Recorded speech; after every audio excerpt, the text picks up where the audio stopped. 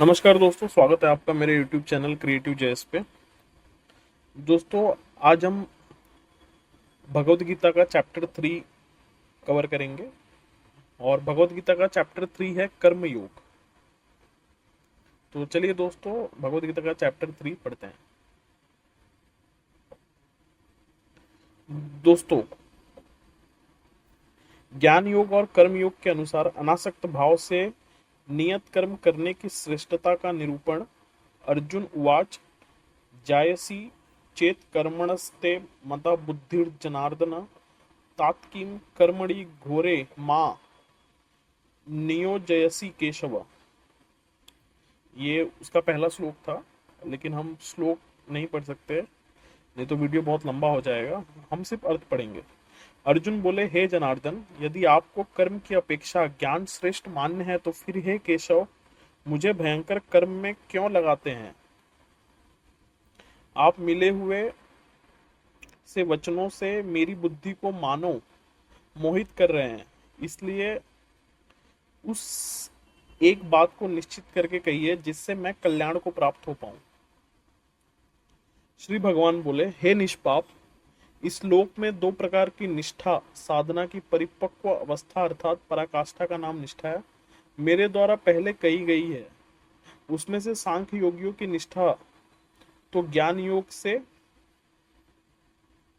है, ऐसे समझकर तथा मन इंद्रिय और शरीर द्वारा होने वाली संपूर्ण क्रियाओं में कर्तापन के अभिमान से रहित होकर सर्वव्यापी सच्चिदानंद घन परमात्मा में एक ही भाव में स्थित रहने का नाम ज्ञान योग है। इसी को संन्यास, सांख्य योग आदि नामों से कहा गया है। और योगियों की निष्ठा कर्म योग से होती है। मनुष्य न तो कर्मों का आरंभ किए बिना निष्कर्मता को यानी योग निष्ठा को प्राप्त होता है और न कर्मों के केवल त्याग मात्र से सिद्धि यानी सांख्य निष्ठा को ही प्राप्त होता है। निसंदेह कोई भी मनुष्य किसी भी काल में क्षण मात्र भी बिना कर्म किए नहीं रहता, क्योंकि सारा मनुष्य समुदाय प्रकृति जनित गुणों द्वारा परवश हुआ कर्म करने के लिए बाध्य किया जाता है।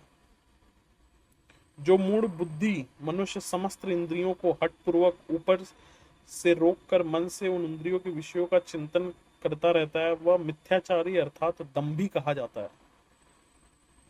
किंतु हे अर्जुन, जो पुरुष मन से इंद्रियों को वश में करके अनासक्त हुआ समस्त इंद्रियों द्वारा कर्मयोग का आचरण करता है, वही श्रेष्ठ है। तू शास्त्र विहित कर्तव्य कर्म कर, क्योंकि कर्म न करने की अपेक्षा कर्म करना श्रेष्ठ है, तथा कर्म न करने से तेरा शरीर निर्वाह भी नहीं सिद्ध होगा। यज्ञ के निमित्त किए जाने वाले कर्मों से अतिरिक्त दूसरे कर्मों में लगा हुआ यह मनुष्य समुदाय कर्मों से बंधता है। इसलिए हे अर्जुन, तू आसक्ति से रहित होकर उस यज्ञ के निमित्त ही भली भांति कर्तव्य कर्म कर। प्रजापति ब्रह्मा ने कल्प के आदि में यज्ञ सहित प्रजाओं को रचकर उनसे कहा कि तुम लोग इस यज्ञ द्वारा वृद्धि को प्राप्त हो और यह यज्ञ तुम लोगों को इच्छित भोग प्रदान करने वाला हो। तुम लोग इस यज्ञ द्वारा देवताओं को उत्पन्न करो और वे देवता तुम लोगों को उन्नत करें। इस प्रकार निस्वार्थ भाव से एक दूसरे को उन्नत करते हुए तुम लोग परम कल्याण को प्राप्त हो जाओगे। यज्ञ द्वारा चढ़ाए हुए देवता तुम लोगों को बिना मांगे ही इच्छित भोग निश्चय ही देते रहेंगे। इस प्रकार उन देवताओं द्वारा दिए हुए भोगों को जो पुरुष उनके बिना दिए स्वयं भोगता है, वह चोर ही है। यज्ञ से बचे हुए अन्न को खाने वाले श्रेष्ठ पुरुष सब पापों से मुक्त हो जाते हैं, और जो पापी लोग अपना शरीर पोषण के लिए ही अन्न पकाते हैं, वे तो पाप को ही खाते हैं। संपूर्ण प्राणी अन्न से उत्पन्न होते हैं। अन्न की उत्पत्ति वृष्टि से होती है, वृष्टि यज्ञ से होती है, और यज्ञ विहित कर्मों से उत्पन्न होने वाला है। कर्म समुदाय को तू वेद से उत्पन्न और वेद को अविनाशी परमात्मा से उत्पन्न हुआ जान। इससे सिद्ध होता है कि सर्वव्यापी परम अक्षर परमात्मा सदा ही यज्ञ में प्रतिष्ठित है। हे पार्थ, जो पुरुष इस लोक में इस प्रकार परंपरा से प्रचालित सृष्टि चक्र के अनुकूल नहीं बरतता अर्थात अपने कर्तव्यों का पालन नहीं करता है, वह इंद्रियों द्वारा भोगों में रमण करने वाला पापायु पुरुष व्यर्थ ही जीता है। परंतु जो मनुष्य आत्मा में ही रमण करने वाला और आत्मा में ही तृप्त तथा आत्मा में ही संतुष्ट हो, उसके लिए कोई कर्तव्य नहीं है। उस महापुरुष का इस विश्व में न तो कर्म करने से कोई प्रयोजन रहता है और न कर्मों के न करने से ही कोई प्रयोजन रहता है, तथा संपूर्ण प्राणियों में भी इसका किंचित मात्र भी स्वार्थ का संबंध नहीं रहता। इसलिए तू निरंतर आसक्ति से रहित होकर सदा कर्तव्य कर्म को भली भांति करता रह, क्योंकि आसक्ति से रहित होकर कर्म करता हुआ मनुष्य परमात्मा को प्राप्त हो जाता है।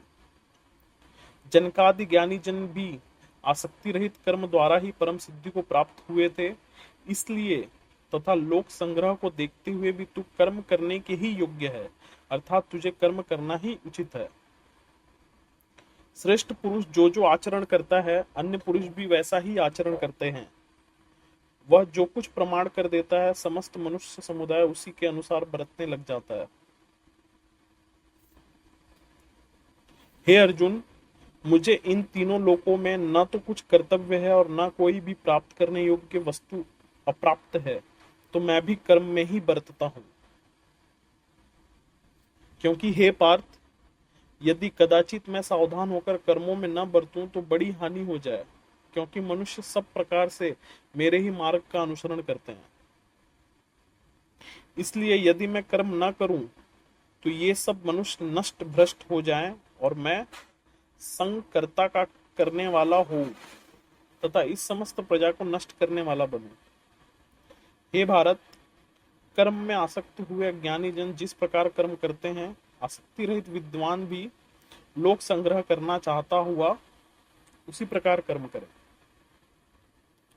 परमात्मा के स्वरूप में अटल स्थित हुए ज्ञानी पुरुष को चाहिए कि वह शास्त्रविहित कर्मों में आसक्ति वाले अज्ञानियों की बुद्धि में भ्रम अर्थात कर्मों में अश्रद्धा उत्पन्न न करे, किंतु स्वयं शास्त्र विहित समस्त कर्म भलीभांति करता हुआ उनसे भी वैसा ही करवाएं। वास्तव में संपूर्ण कर्म सब प्रकार से प्रकृति के गुणों द्वारा किए जाते हैं, तो भी जिसका अंतःकरण अहंकार से मोहित हो रहा है, ऐसा ज्ञानी मैं करता हूं ऐसा मानता है। परंतु हे महाबाहो, गुण विभाग और कर्म विभाग के तत्व को जानने वाला ज्ञान योगी संपूर्ण गुणों में बरतते हुए भी ऐसा समझकर उनसे आसक्त नहीं होता। प्रकृति के गुणों से अत्यंत मोहित हुए मनुष्य गुणों में और कर्मों में आसक्त रहते हैं। उन पूर्णतया न समझने वाले मंद बुद्धि अज्ञानियों को पूर्णतया जानने वाला ज्ञानी विचलित न करे। मुझ अंतर्यामी परमात्मा में लगे हुए चित्त द्वारा संपूर्ण कर्मों को मुझ में अर्पण करके आशा रहित, ममता रहित और संताप रहित होकर युद्ध कर। जो कोई मनुष्य दोष दृष्टि से रहित और श्रद्धा युक्त होकर मेरे इस मत का सदा अनुसरण करते हैं, वे भी संपूर्ण कर्मों से छूट जाते हैं। परंतु जो मनुष्य मुझ में दोषारोपण करते हुए मेरे इस मत के अनुसार नहीं चलते, उन मूर्खों को तू संपूर्ण ज्ञानों में मोहित और नष्ट हुआ ही समझ। सभी प्राणी प्रकृति को प्राप्त होते हैं, अर्थात अपने स्वभाव के परवश हुए कर्म करते हैं। ज्ञानवान भी अपनी प्रकृति के अनुसार चेष्टा करता है, फिर इसमें किसी का हट क्या करेगा। इंद्रिय इंद्रिय के अर्थ में अर्थात प्रत्येक इंद्रिय के विषय में राग और द्वेष छिपे हुए स्थित हैं। मनुष्य को उन दोनों के वश में नहीं होना चाहिए, क्योंकि वे दोनों ही इसके कल्याण मार्ग में विघ्न करने वाले महान शत्रु हैं। अच्छी प्रकार आचरण में लाए हुए दूसरों के धर्म से गुण रहित भी अपना धर्म अति उत्तम है। अपने धर्म में तो मरना भी कल्याणकारक है और दूसरों का धर्म भय को देने वाला है। अर्जुन बोले, हे कृष्ण, तो फिर यह मनुष्य स्वयं न चाहता हुआ भी बलात् लगाए हुए की भांति किससे प्रेरित होकर पाप का आचरण करता है। श्री भगवान बोले, रजोगुण से उत्पन्न हुआ यह काम ही क्रोध है। यह बहुत खाने वाला अर्थात भोगों से कभी न अघाने वाला और बड़ा पापी है। इसको ही तू इस विषय में बैरी जान। जिस प्रकार धुएं से अग्नि और मैल से दर्पण ढक जाता है तथा उसी प्रकार जेर से गर्भ ढक जाता है, वैसे ही उस काम द्वारा यह ज्ञान ढक जाता है। और हे अर्जुन, इस अग्नि के समान कभी न पूर्ण होने वाले काम रूप ज्ञानियों के नित्य वैरी द्वारा मनुष्य का ज्ञान ढका हुआ है। इंद्रियां, मन और बुद्धि ये सब इसके वास स्थान कहे जाते हैं। यह काम इन मन, बुद्धि और इंद्रियों द्वारा ही ज्ञान को आच्छादित करने जीवात्मा को मोहित करता है। इसलिए हे अर्जुन, तू पहले इंद्रियों को वश में करके इस ज्ञान और विज्ञान का नाश करने वाले महापापी काम को अवश्य ही बलपूर्वक मार डाल। इंद्रियों को स्थूल शरीर से पर यानी श्रेष्ठ, बलवान और सूक्ष्म कहते हैं। इन इंद्रियों से परे मन है, मन से भी परे बुद्धि है, और जो बुद्धि से भी अत्यंत परे है वह आत्मा है। इस प्रकार बुद्धि से परे अर्थात सूक्ष्म, बलवान और अत्यंत श्रेष्ठ आत्मा को जानकर और बुद्धि द्वारा मन को वश में करके हे महाभाव, तो इस काम रूपी दुर्जय शत्रु को मार डाल। तो दोस्तों, इस प्रकार हमने भगवत गीता का चैप्टर 3 भी कंप्लीट कर लिया है। तो दोस्तों, अगर आपको मेरा वीडियो पसंद आ रहा है तो प्लीज़ इसे लाइक करिए, शेयर करिए और सब्सक्राइब करिए, और अपने जरूर किसी एक दोस्त के साथ शेयर करिए जो मुसीबत में है और जिसे भगवत गीता जरूर सुनना चाहिए। जय श्री कृष्णा दोस्तों।